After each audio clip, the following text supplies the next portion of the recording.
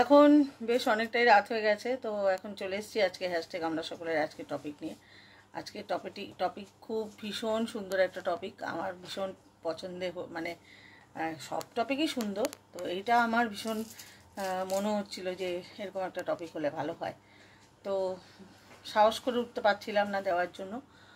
তো যাই হোক, আজকে টপিক আমাদের দিদি দিয়েছে, খুব সুন্দর একটা টপিক, যে ভালো গুরু কি প্রয়োজন হয় বা ভালো শিষ্যর কি প্রয়োজন হয়, কোনটা জরুরি, ভালো গুরুর জরুরি প্রয়োজন নাকি ভালো শিষ্যর প্রয়োজন। তো আমি মনে করি যে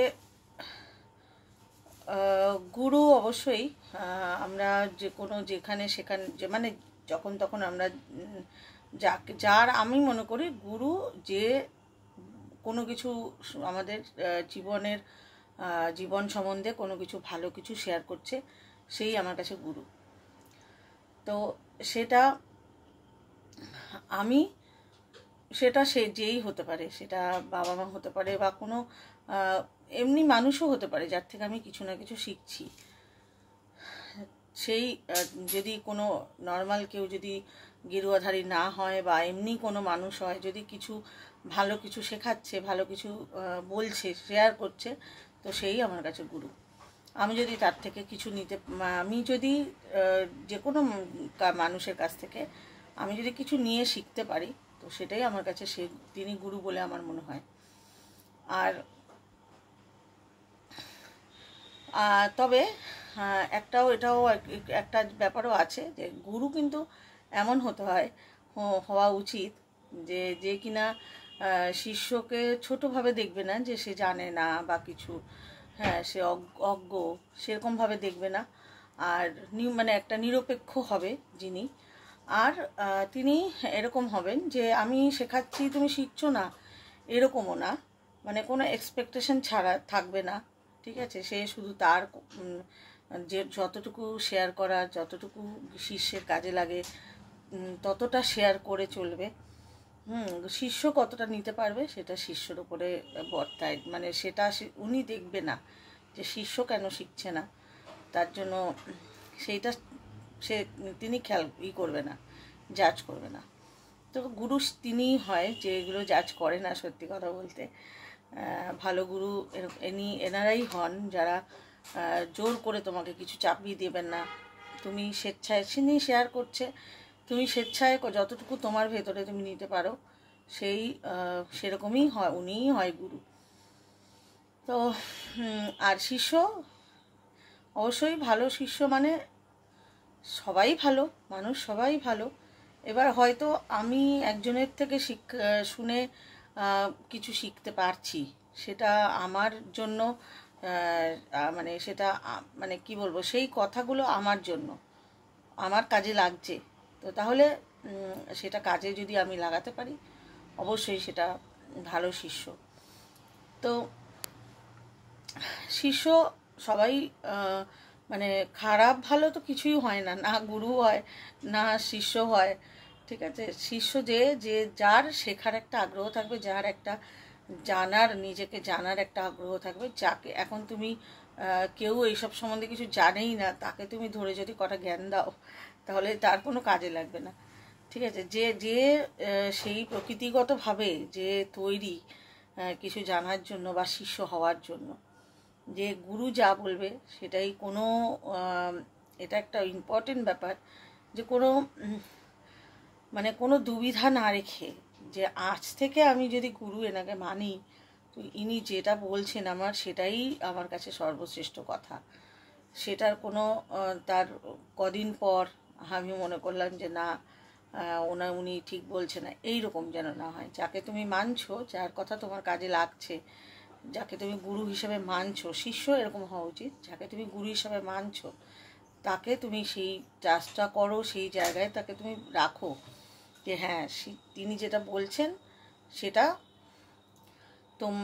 তুমি সেটা 100% ঠিক, তার উপরে আজকে আমি তার উপরে তাকে ঠিক বললাম, কদিন পরে আবার তাকে ঠিক বললাম না, এরকম যেন না হয়। সেই আস্থা তোমার আগে আসুক, তারপরে তুমি তাকে গুরু বলে মানো।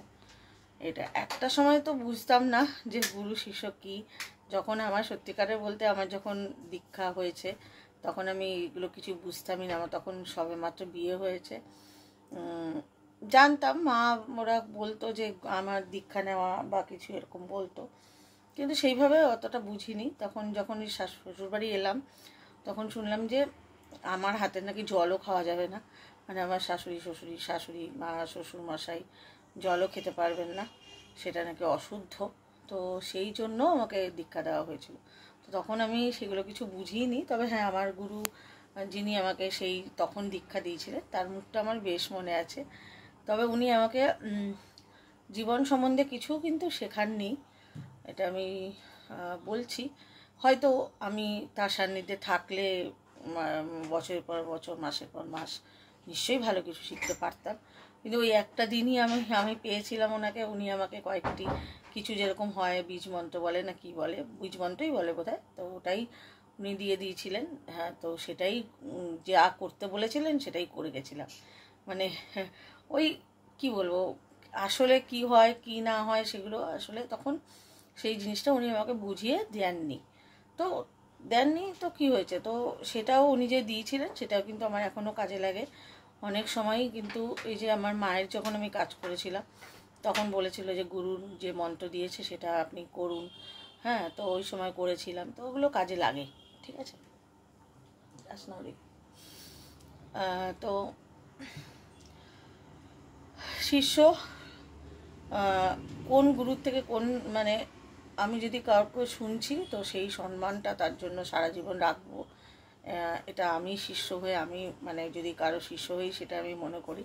তবে হ্যাঁ, আমি যেটা আমি এখন এই মুহূর্তে দাঁড়িয়ে যেটা মনে করি সেইটা বলছি যে আমি ব্রহ্মকুমারী ঈশ্বরীয় বিশ্ববিদ্যালয়, তোমরা অনেকেই জানো ব্রহ্মকুমারী ঈশ্বরী বিশ্ববিদ্যালয়, তো ওনার যে সিস্টার শিবানী আছেন ওনাকে আমি প্রথমে গুরুভাবে আমি মেনেছিলাম, এখনও মানি।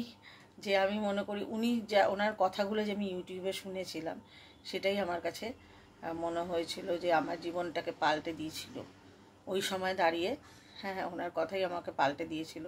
আমার জীবনে যে একটা অন্যকে ব্লেম করা, অন্যের ওপরে তো মানে আমার দুঃখের জন্য অন্য কাউকে ব্লেম করা বা আমার খুশির জন্য অন্য কাউকে ব্লেম করা, এই অনেক কিছু ছিল, সেইগুলো কিন্তু আমি ওনার কথাতেই কাটিয়ে উঠেছি। তো সেই জন্য আমি ওনাকে আজও গুরু মনে করি। আর তারপরে আমি কিছুদিন অনেক দিন আমি ব্রহ্মকুমারীতে গেছি, বলেছি আগেও গল্প মানে শেয়ার করেছি তোমাদের সাথে আমার জীবনের ঘটনা। তো তারপরে আমি এখানে আমাদের কাছাকাছি আমি ব্রহ্মকুমারী সেন্টার পেয়েছিলাম, তো সেখানে গেছিলাম, গিয়ে কোর্স করেছি। তো আর তারপরে আমি বেশ কয়েক বছর আমি কিছুই করতে মানে আমি আর যেতে পারতাম না ওখানে। তো আর সিস্টার শিবানীর ইউটিউবের প্রত্যেকটা ভিডিও আমার দেখা হয়ে গেছে, 2 বছর কন্টিনিউ আমি দেখেছি। তো আমার কিছু আর বাদ নেই দেখতে, এরকমই ব্যাপার। উনি কি বলতে চান কি বলেন সেগুলো আমি সবটাই আমি আমার ভেতরে মানে কি বলবো অন্তস্থ আমি করে নিয়েছি। আর তারপরে আমাকে কোনোভাবে সব কিছুই বলি যে সব কিছুই ঈশ্বরের মানে ঈশ্বরের আশীর্বাদ যে উনি আমাকে আবার রঞ্জনাদির সাথে দেখা করিয়ে দিয়েছে। তো প্রতিনিয়ত রঞ্জনাদিকে গুরু মানি, মা মানি। তো প্রতিনিয়ত রঞ্জনাদি যেটা বলেন আমার কাছে সেটাই হ্যাঁ একদম এটাই করব, এরকমভাবেই আমি কোনো আর তার মধ্যে অন্য কোনো কথা আমার মনে আমি ভাবিও না, আসেও না যে হ্যাঁ এটাই করব, এটাই ঠিক, এটাই করতে হবে, এইভাবেই করি। ওনাকেও আমি গুরু মানি। আর আমি তো বললামই, আমি যার কোনো কথা শুনে, যার শেয়ার করা কোনো অনুভব শেয়ার করা কোনো কথা আমি শুনে আমি নিজেকে আমি সেটা কানেক্ট করতে পারি, নিজেকে মনে করি যে সেটা আমি নিতে পারছি, তাকেই আমি গুরু মনে করি। এরকম পার্টিকুলার একজন কে সেরকমভাবে আমি এখনও বসাইনি। ঠিক আছে, তো এখন আমি স্বামী ত্রৈলোক্যানন্দ মহারাজ ওনার কথা শুনি, ভীষণভাবে আমি কানেক্টেড হই, আমার অনেক কাজে লাগে। তো রঞ্জনাদি আছেই, বললামই, উনি আমার মায়ের মতো, গুরুর মতো। তো এটাই শিষ্য ভালো শিষ্য হতে লাগে না আমার মনে হয়, যে যখন প্রকৃতি আমাদের মনে করে যে হ্যাঁ এই সময় এই মানুষটাকে এই রাস্তা দেখানোর, তো সেই রাস্তা প্রকৃতি আমাদের দেখায়, ইউনিভার্স আমাদের দেখায়, আমরা সেই পথে হাঁটি, আমরা সেইভাবে চলি, সেই কানেকশানটা ঈশ্বরই করে দেয়। তো আমি এটা নিয়ে ভীষণভাবে ইচ্ছে ছিল আমার বলার।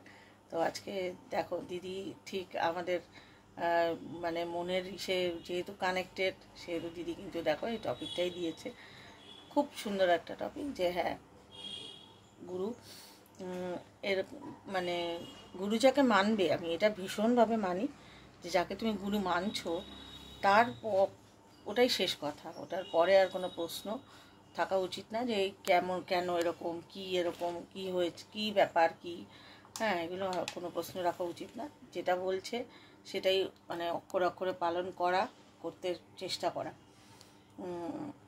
নিজের মধ্যে ধারণ করা, নিজেকে সেটা কানেক্ট করা।